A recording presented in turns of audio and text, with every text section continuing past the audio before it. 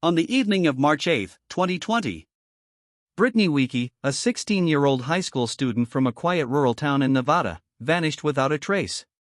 She had just finished band rehearsal at the youth center and was never seen alive again. Within hours, worried phone calls flooded in. Anxiety swept through the community. Search parties formed quickly.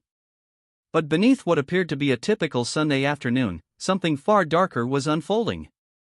Every place Brittany had been, every text she had sent, and every location pinged on SnapMap would soon come under intense examination. What began as a disturbing missing person case quickly turned into one of the most horrifying tragedies ever recorded in Elko County's history. It wasn't simply that the crime happened out of sight in the vast desert. What made it truly chilling was who she had been with and what took place during her final moments. Gabrielle Brittany Lou Larkey was born on June 4, 2003, in Colorado. Her birth certificate listed her name as Gabrielle Lynn, but from childhood she preferred to go by Brittany, a choice entirely her own, a way of defining who she wanted to be. In 2010, the family moved to Spring Creek in Elko County, Nevada, for her father James Wheelock's new job at a gold mining operation. Her mother Alicia focused on raising the children and keeping the household steady. Though her parents eventually divorced, they remained committed to co-parenting Brittany and her younger brother James, maintaining a respectful and cooperative dynamic. From a very young age, Brittany was drawn to the outdoors. Horses and animal care became the heart of her world. By 9 years old, she was riding confidently among herds, showing skill and fearlessness that stood out even among seasoned locals. Trainers and neighbors remarked on her natural poise in the saddle and her independent spirit. She competed in youth rodeos and even earned the honorary title of Rodeo Queen, a position that carried real meaning in her tight-knit community and hinted at a bright future ahead. Her dreams, however, reached far beyond ranch life. In conversations with friends, Brittany spoke openly about two very different futures: enlisting in the Navy to work in psychological support, or becoming a special effects makeup artist. That duality revealed how wide open she kept her possibilities.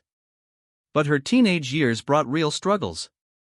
Starting around age 14, she faced persistent bullying at school. Her mother later described how Brittany would come home withdrawn, depressed, and increasingly uninterested in attending classes. The family decided to withdraw her from traditional school and arranged for homeschooling, which the district officially approved. During that time, Brittany also began working at a local ranch, where she handled animal care, pasture cleaning, and routine upkeep.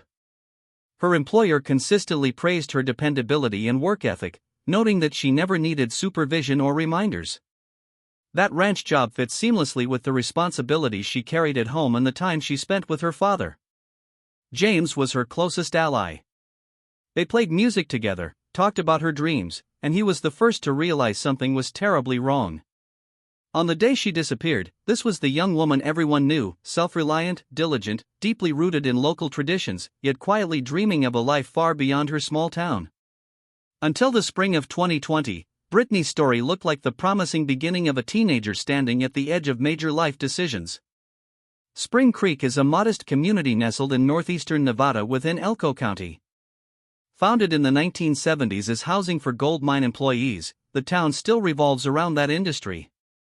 Most families rely on jobs from nearby mining operations.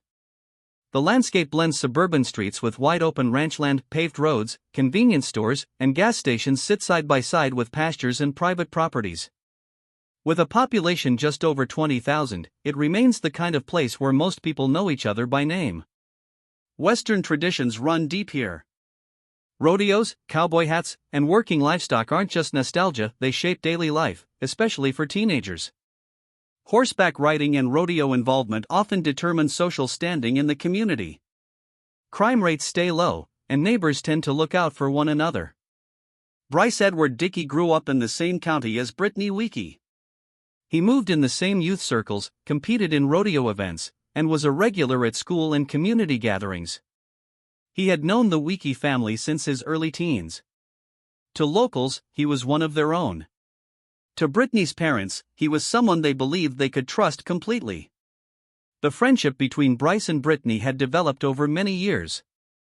They met as kids and stayed in regular contact. 2 years older, he was often seen as a protector, especially within the rodeo world where teens spent long hours together. Britney's parents didn't just approve of their friendship, they actively supported it. Bryce was regarded as mature and dependable. He spent considerable time at their home, ate meals with the family, helped with chores, and was one of the few people they felt comfortable leaving their daughter with. Among his peers, Bryce carried a strong reputation. He was self-assured, talented with horses, and knew how to carry himself in public. He had the kind of charm and appearance that turned heads in rural Nevada. He was popular and well-liked. But as he grew older, certain troubling behaviors began to surface, behaviors that went overlooked for far too long. One of the earliest red flags came from his past romantic relationships. During the trial, a former girlfriend testified that Bryce had repeatedly crossed serious boundaries. She described instances where he applied choking techniques without consent, ignoring her pleas to stop. These events happened at least 4 times. Disturbingly, one of those incidents occurred on the same day as a candlelight vigil held in Britney's memory, an act that cast a deeply unsettling shadow over the entire case. Even after Britney vanished, Bryce stayed highly visible. He joined public search efforts, shared missing person flyers, and posted sympathetic messages online, positioning himself as a concerned friend. For many, it was unimaginable when the truth finally emerged. Bryce wasn't merely connected to Britney, he was directly responsible for what happened to her. Throughout the investigation, Bryce maintained a calm, confident front, clinging tightly to a carefully constructed version of events. But detectives quickly spotted inconsistencies. His emotional responses didn't align with the gravity of the situation. As evidence mounted against his story, he displayed no visible fear or regret. At trial, the defense portrayed him as a young man swept up in circumstances he couldn't control. Yet a powerful combination of digital records and physical proof swiftly tore that narrative apart. Sunday afternoon, March 8, 2020, started out ordinary. Britney accompanied her father James to the Spring Creek Community Center for one of his music rehearsals, a shared routine they both cherished. While he practiced, she helped with equipment and sat in the hall, scrolling on her phone and messaging friends on Snapchat. At precisely 3:30 p.m., she looked over at her dad and said, "Bryce is coming to pick me up.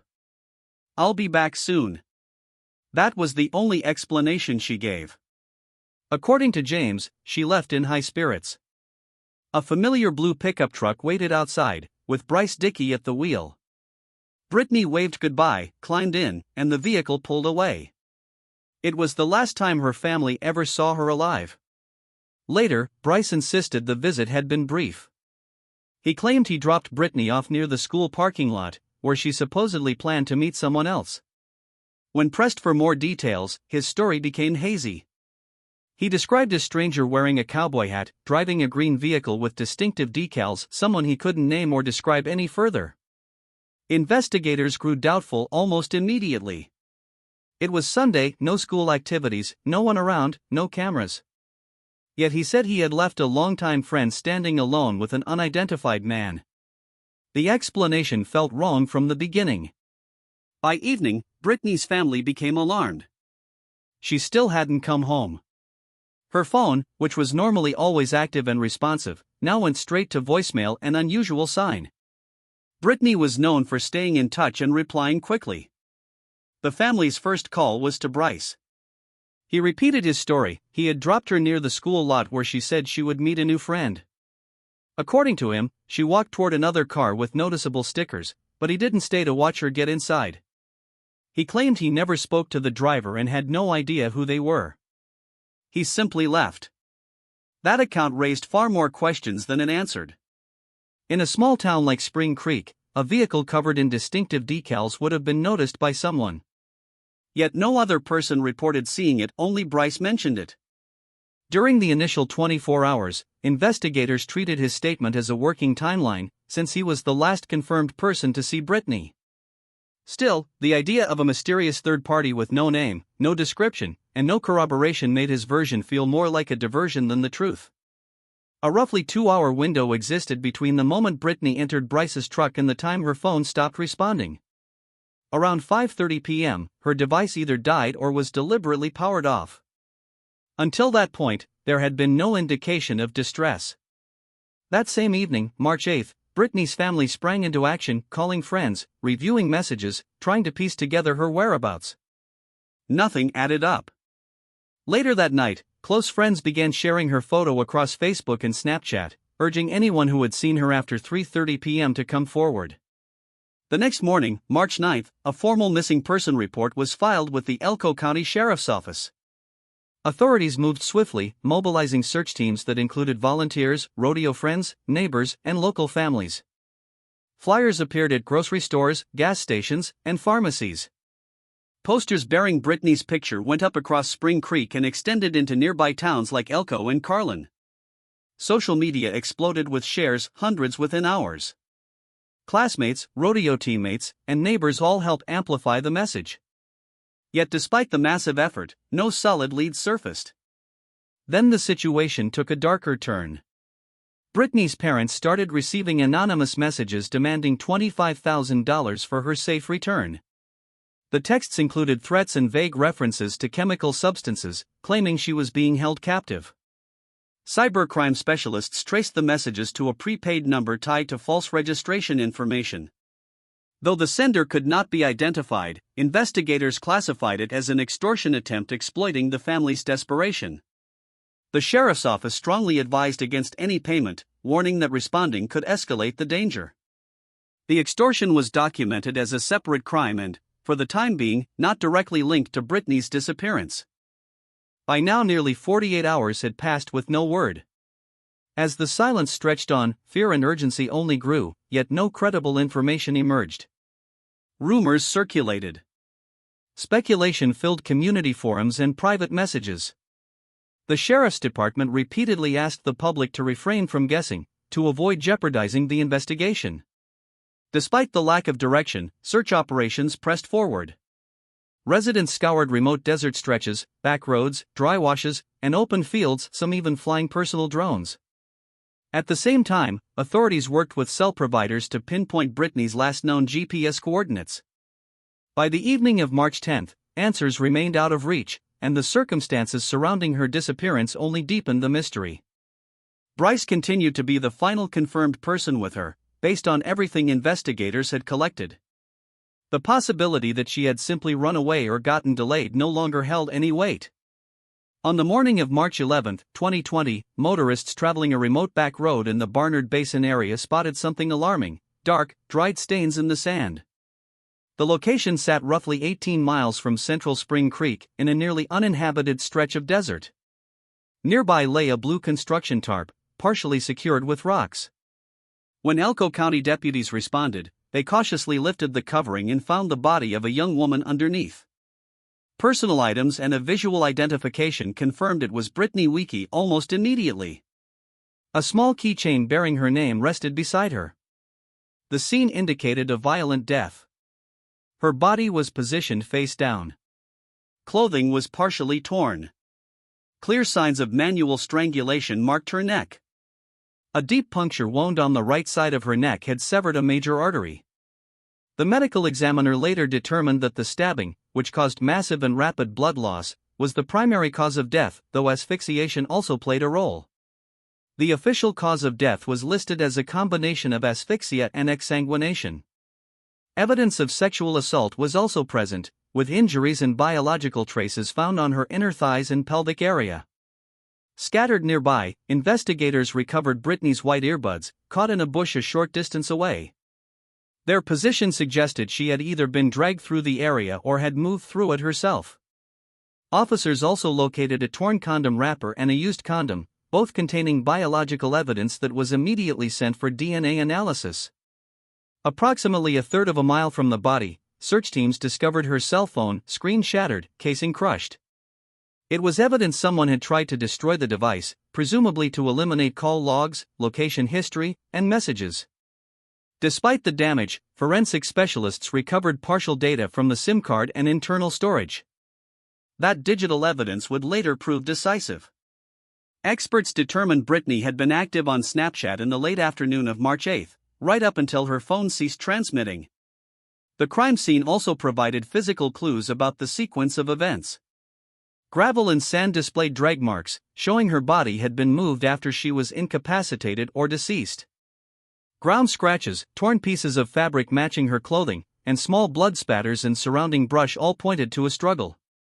Microscopic material recovered from beneath Britney's fingernails was sent for analysis and later confirmed to contain foreign biological traces. The discovery of her body transformed the entire investigation. What had started as a missing person case was now officially a homicide. Until that moment, there had been no physical proof of violence.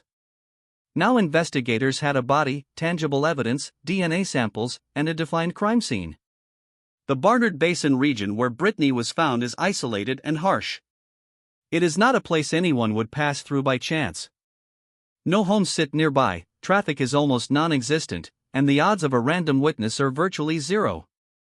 That extreme remoteness almost certainly allowed the crime to occur without immediate detection. The landscape consists of thick brush crossed by unpaved roads, with no streetlights, security cameras, or infrastructure. News of the body's recovery was tightly held. The sheriff's office released only a brief statement confirming that remains had been located, withholding further details to safeguard the ongoing investigation while forensic testing continued. That same evening, Britney's family received the formal notification, supported by officers and crisis counselors. The impact was shattering: shock, disbelief, and overwhelming sorrow.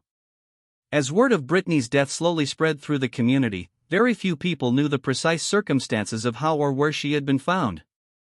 With homicide now confirmed, the investigation accelerated dramatically. Early efforts focused on Britney's personal relationships, searching for any conflicts or troubled connections that might suggest motive. One of the first individuals interviewed was her ex-boyfriend. Though their relationship had ended well before her disappearance, friends described it as strained. There were reports that he continued messaging her after the breakup, and some of those messages had been unsettling. Britney's brother remembered a particularly chilling comment the ex had once made: "One day, they're going to find you dead in the desert." Investigators took the statements seriously as a possible threat. They examined text records, social media exchanges, and witness accounts, but ultimately found no direct tie to Britney's death. His phone data, work schedule, and surveillance footage placed him elsewhere on March 8. He was cleared with a verifiable alibi. Another early lead centered on an unfamiliar contact appearing in Britney's Snapchat messages under the name JT. The alias showed up repeatedly in the days leading up to her disappearance. Several friends mentioned it during interviews, with one recalling that Britney had described JT as someone she was just starting to get to know. Police searched for every possible match in the county, checking initials, usernames, and linked Snapchat profiles. Multiple young men were questioned, including one who drove a green pickup truck similar to the vehicle Bryce had originally described. But his alibi checked out. Cell tower pings, surveillance video, and witness statements confirmed he was in another town when Britney vanished. As these possibilities were systematically eliminated, investigators began to re-evaluate the entire narrative. Bryce's account of a mysterious stranger in a green truck started to look less like a legitimate memory and more like an intentional misdirection. Still, at that stage, there wasn't sufficient concrete evidence to make an arrest, so police continued pursuing every angle. Officers checked every registered green vehicle in the region, work trucks, private SUVs, ranch vehicles, but found no matches. They also explored whether a random outsider could have been responsible. Rodeos, livestock shows, and regional events often attracted visitors, seasonal workers, and traveling competitors from surrounding areas. Yet no evidence pointed to an unknown perpetrator. Another theory considered was that Britney might have left willingly with someone she barely knew, without telling her family. Those closest to her rejected this idea outright. By all accounts, Britney was not impulsive and would never have gone off with a stranger.